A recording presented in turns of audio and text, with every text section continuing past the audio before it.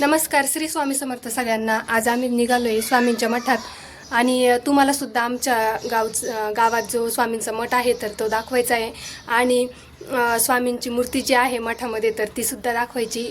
तर किती मोहक आहे, बघितल्याबरोबर मन असं प्रसन्न वाटणारी मूर्ती आहे.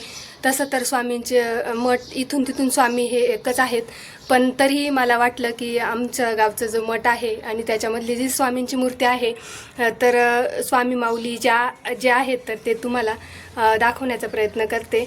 आणि स्वामींचं ते रूप बघून तुम्हाला पण असं वाटेल का जिथं कुठे आहे तर तिथून स्वामींच्या दर्शनाला यावं की काय, अशी स्वामी माऊली आहेत आमचे.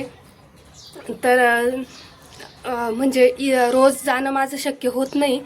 आज वेळ आहे आणि वेळ काढला आहे मी मठात जाण्यासाठी, कारण मला आज खूप असं नाही का वाटत होतं, अस्वस्थ वाटत होतं आणि अस्वस्थ वाटलं. कुठं काही असं मन लागत नसलं ना तर माझं एकमेव ठिकाण आहे स्वामींचा मठ, तर तिथे मी कायम जात असते. तर चला नक्कीच तुम्ही पण बघा आमच्या स्वामी मठ आणि स्वामी माऊली. तर भेटूया पुढे. आम्ही निघालो मग स्वामींच्या मठात आणि स्वामींचा मठ जो आहे ना तर तो 1.5 ते 2 किलोमीटर आहे घरापासनं. आणि मग त्याच्यामुळे ना रोज तर काही जमत नाही. तर बघा आमच्या गावचा जो स्वामींचा मठ आहे तर तो एकदम भव्य दिव्य आहे.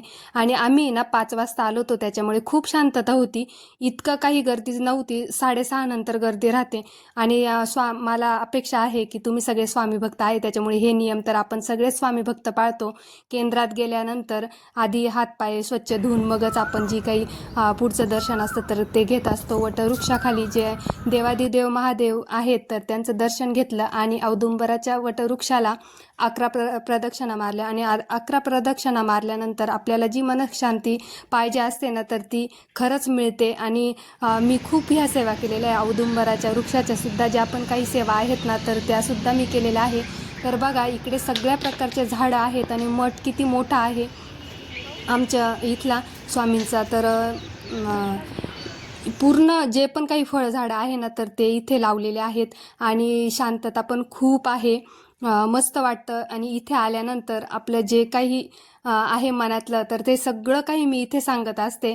आणि स्वामी माऊली पण असं आहे ना की असं वाटतं की माझं सगळं काही ऐकताय. आणि बघा स्वामींचे जे मूर्ती आहे तर ती किती म्हणजे मोहक आहे आणि बघितल्याबरोबर असं डोळ्यात पाणी आल्याशिवाय राहत नाही. दर्शन झाल्यानंतर थोडंसं नामस्मरण केलं आणि मग नामस्मरण करताना उठावं वाटतच नाही, पण मग काय करणार.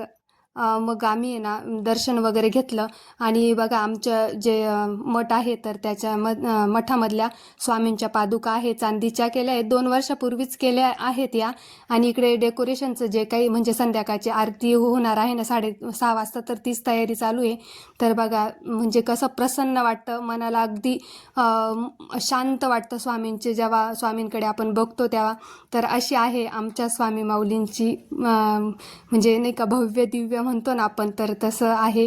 आणि बघितल्यावर खरंच तुम्हाला पण वाटेल का नक्की एक दिवस इथे दर्शनाला यावं, अशी आहे आमचे स्वामी माऊली. आणि बाहेर तर बघा इतके म्हणजे प्रत्येक फळझाडांना फळं आलेले आहेत आणि आंबे तर इतके आलेले आहेत म्हणजे खूपच आलेले. आणि इथे म्हणजे पूर्ण वातावरण जे आहे ना दुपारचं इतकं छान वाटतं, पक्ष्यांचा आवाज, इतकं म्हणजे सगळं शांतता वाटते. आणि इथे आल्यानंतर प्रत्येक स्वामी भक्ताला शांतता वाटल्याशिवाय राहत नाही. आणि एवढं छान वातावरण आहे. तर चला